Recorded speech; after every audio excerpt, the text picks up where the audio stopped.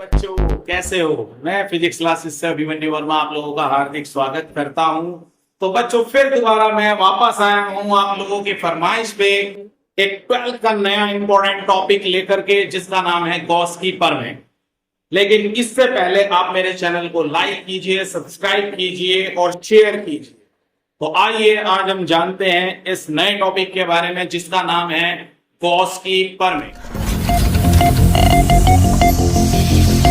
In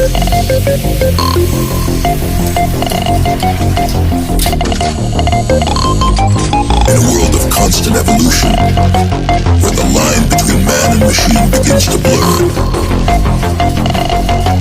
a new age of possibility emerges.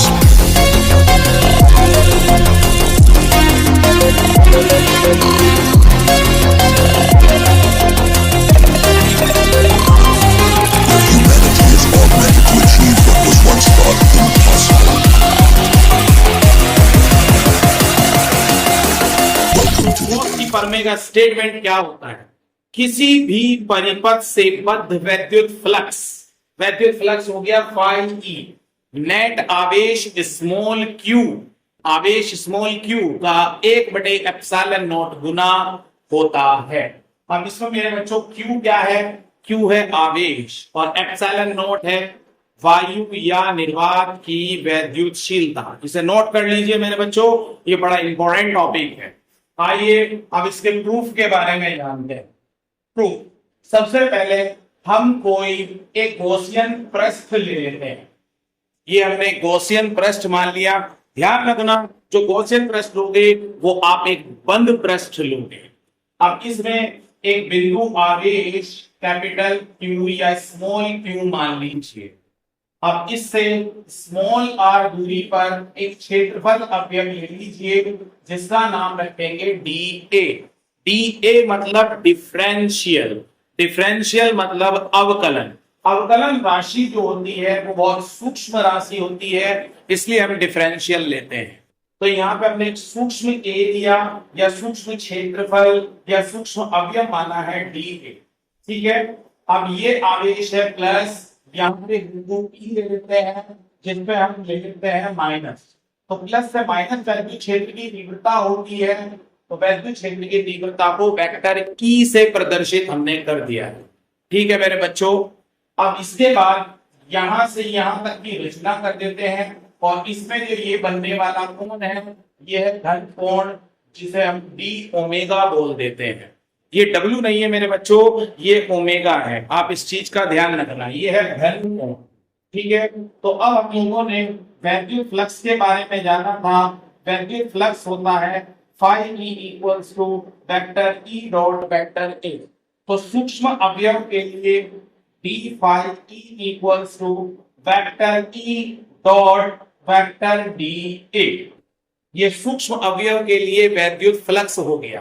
ठीक है मेरे बच्चों, अब हम क्या काम करेंगे? अब डी फाई ई, अब 11th क्लास में आपने स्केलर गुणन यानी कि अदिश गुणन के बारे में जाना था। तो ये हो गया vector E dot D A यानी डी ए कॉस थीटा।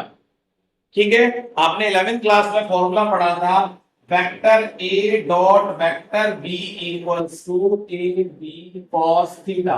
वही सूत्र हमने यहाँ पे अप्लाई किया। तो D phi E equals to E D A cos theta. Clear मेरे बच्चों? अब हम सबसे पहले यहाँ देखेंगे कि ये जो क्षेत्रफल है और ये जो वैद्युत क्षेत्र की तीव्रता है एक दूसरे के समांतर है। जब समांतर है तो कोण कितना होगा मेरे बच्चों? 0 डिग्री।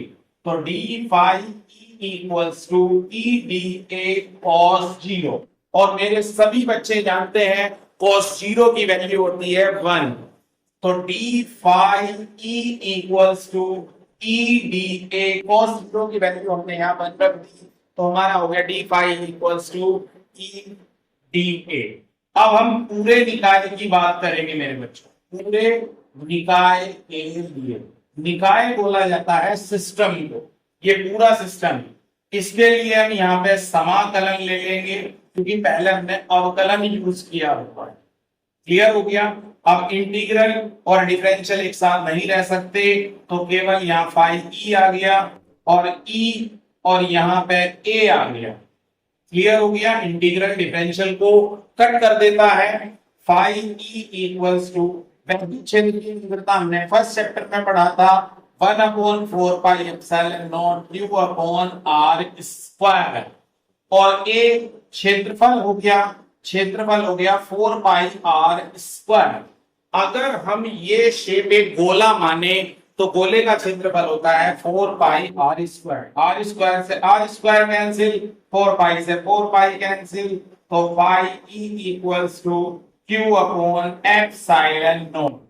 यही हमारा स्टेटमेंट था कि किसी भी परिपथ से बद्ध वैद्युत फ्लक्स नेट आवेश का 1/एप्सिलॉन नॉट गुना होता है। तो मेरे बच्चों, कैसा लगा आपको ये टॉपिक? आप इसे नोट कर लीजिएगा, बहुत इंपॉर्टेंट टॉपिक है 12th क्लास के लिए। फिर मिलते हैं अगले टॉपिक पे नई वीडियो के साथ, तब तक बाय बाय।